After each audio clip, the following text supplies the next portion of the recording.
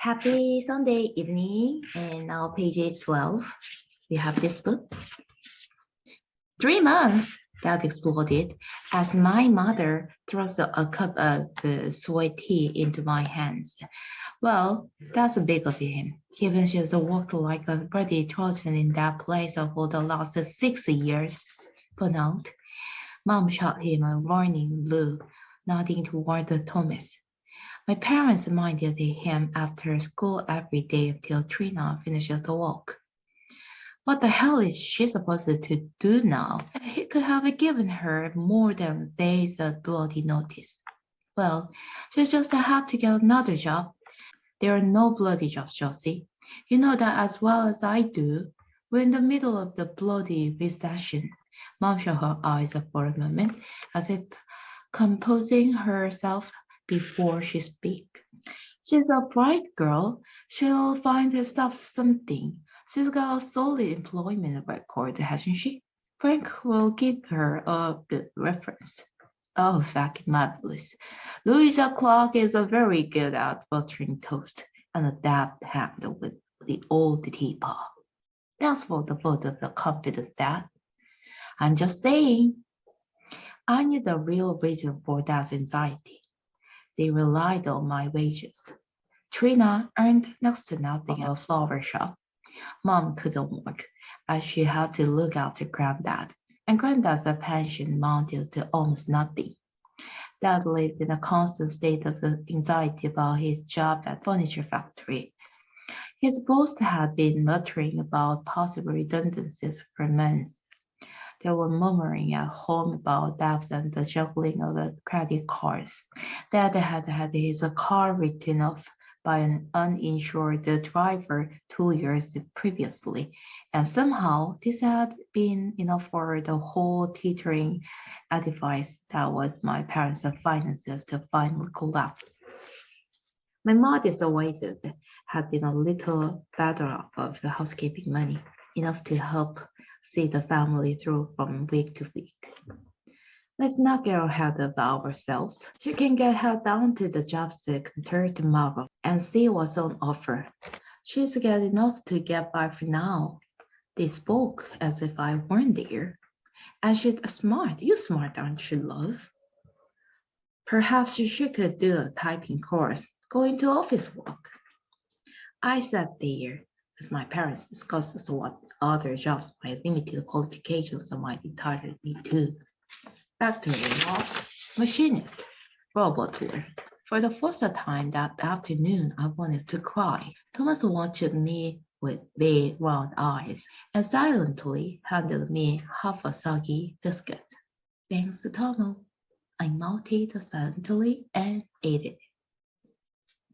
He was down at the athletics club, as I had known he would be, Mondays to Thursdays, regular as a station timetable. Patrick was there in the gym or running in circles around the flooded track. Run with me, he puffed. As he got closer, his breath came in pale clouds. I've got 4 laps to go. I hesitated just a moment and then began to run alongside me. That was the only way I was going to get any kind of conversations out of it. I was wearing my pink trainer with the turquoise laces, the only shoes I could possibly run in. I had spent the day at home, trying to be useful. I'm guessing it was about an hour before. I started to get under my mother's feet.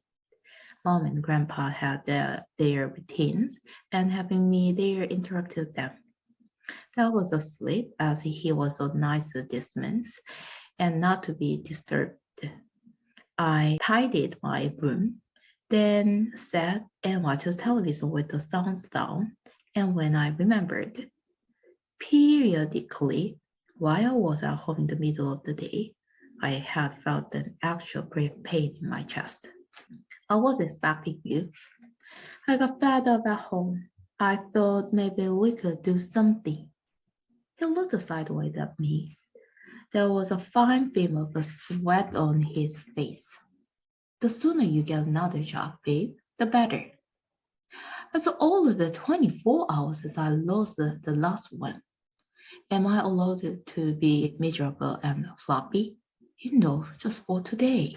But you got to look at the positive side. You knew you couldn't stay at the place forever. You want to move upward, onward. Patrick had been named Stopford the Young Entrepreneur of the Year 2 years previously, and had not yet quite recovered from the honor. He has since acquired business partner Ginger Pete, offering personal training to clients over a 40-mile area and to liveried van on the HP. Being made redundant can change people's life, Lou. He glances at his watch, checking his lap time. What do you want to do?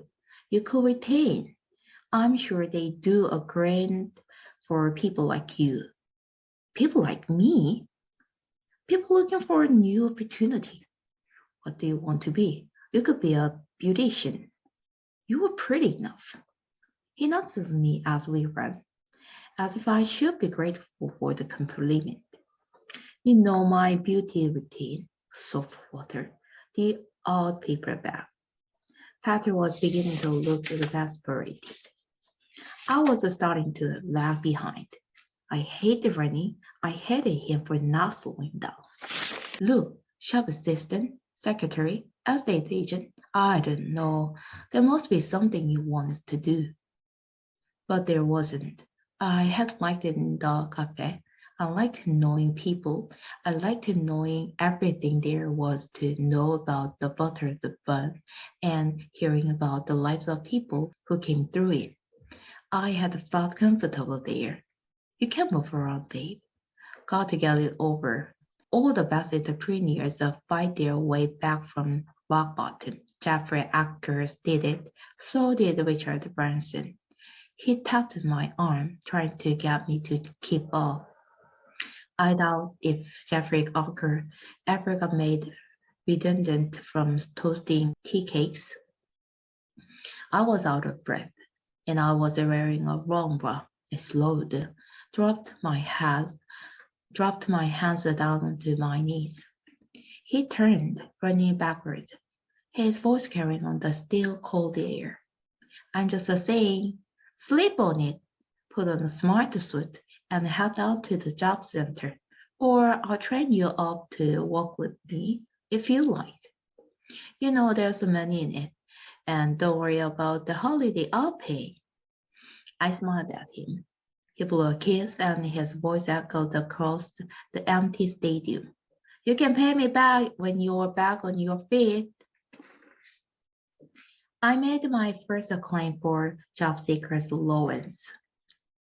I attended the 45 minutes interview and the group interview where I sat with a group of 20 or so mismatches of men and women, half of whom wore the same slightly stunned expression I suspected I did, and the other half of the blank, uninterested faces of people who had been here too many times before. I wore what my dad deemed my civilian clothes. As a result of these efforts, I had endured the brief sting of filling in on a night shift at a chicken processing factory. It had given me nightmares for weeks. And 2 days at the training sessions as a home energy advisor, I had realized pretty quickly that I was essentially being instructed to before all the people into switching energy suppliers, and told Syed, my personal advisor, that I couldn't do it. He had been insistent that I continue, so I had listed some of the practices that they had asked me to employ, at which point he had gone be quiet and suggested we. It was always a we, both we, even though it was pretty obvious that one of us had a job. Try something else. I did 2 weeks at a fast food chain. The hours were okay. I could cope with the fact that the uniforms made my hair static, but I found it impossible to stick to the appropriate responses script with this. How can I help you today? And as would you like large fries with that? I had been let go after one of the donut girls caught me debating the varying merits of free toys with a 4-year-old. What can I say? She was a smart 4-year-old. I also thought the Sleeping Beauties were sappy. Now I sat at my 4th interviews as Syed scanned through the touchscreen for further employment opportunities. Even Syed, who wore the grimly truthful demeanor of someone who had shoehorned the most unlikely candidates into a job, was starting to sound a little weary. Oh, have you ever considered joining the entertainment industry? Actually, no. But there is an opening for a pole dancer. I raised an eyebrow. Please tell me you are kidding. It's 30 hours a week on a self-employed basis. I believe the tips are good. You said you are good with people, and you seem to like theatrical clothing. He glanced at my thighs, which were green and glittery. I had a thought they would cheer me up.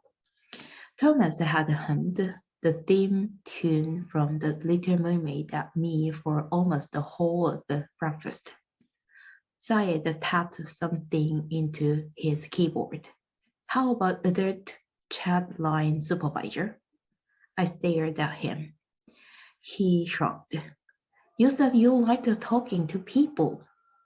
No, and no to semi-nude bar staff, or massage, or webcam operator.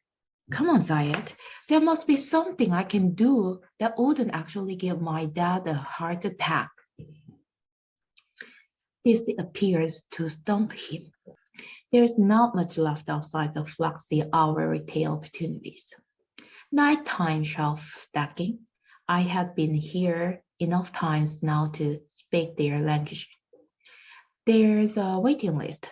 Parents have to go for it because it suits the school hours, he said apologetically.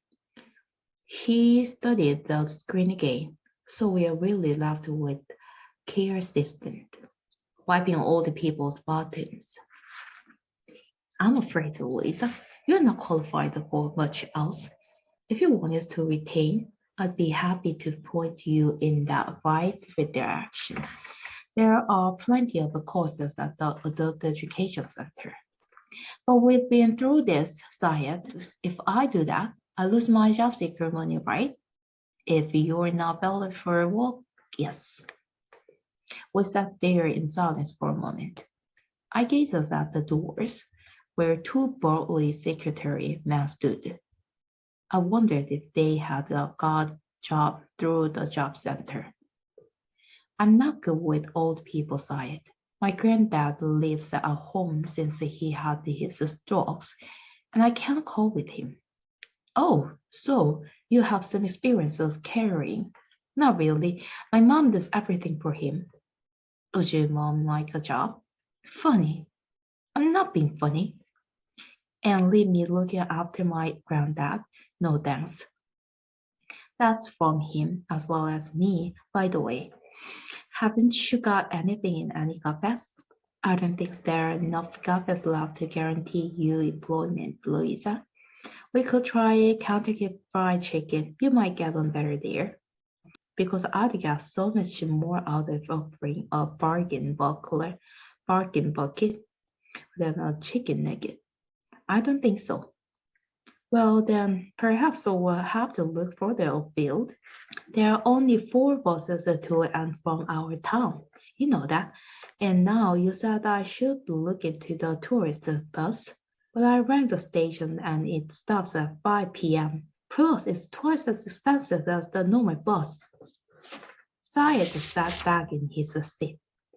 At this point in proceeding, Louisa, I really need to make a point that as a fit and able person in order to continue qualifying for your allowance. You need to show that I am trying to get a job. I know. How could I explain to this man how much I wanted to work? Did he have the slightest idea how much I missed my old job? Unemployment had been a concept, something thrown only referred to on the news in relation to shipyard or car factories.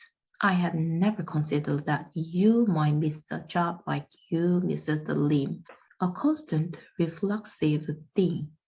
I hadn't thought that as well as the obvious fears about money and your future. Losing your job would make you feel inadequate and a bit useless. That it would be harder to get up in the morning than you were rudely shocked to consciousness by the alarm. That you might miss the people you worked with, no matter how little you had in common with them. Or even that you might find yourself searching for familiar faces as you walked the high street. The first time I had seen the dandelion lady wandering past the shop, looking as aimless as I felt, I had fought the urge to go and give her a hug. Science voice broke into my reverie. Aha, now this might work. I tried to peer around at the screen.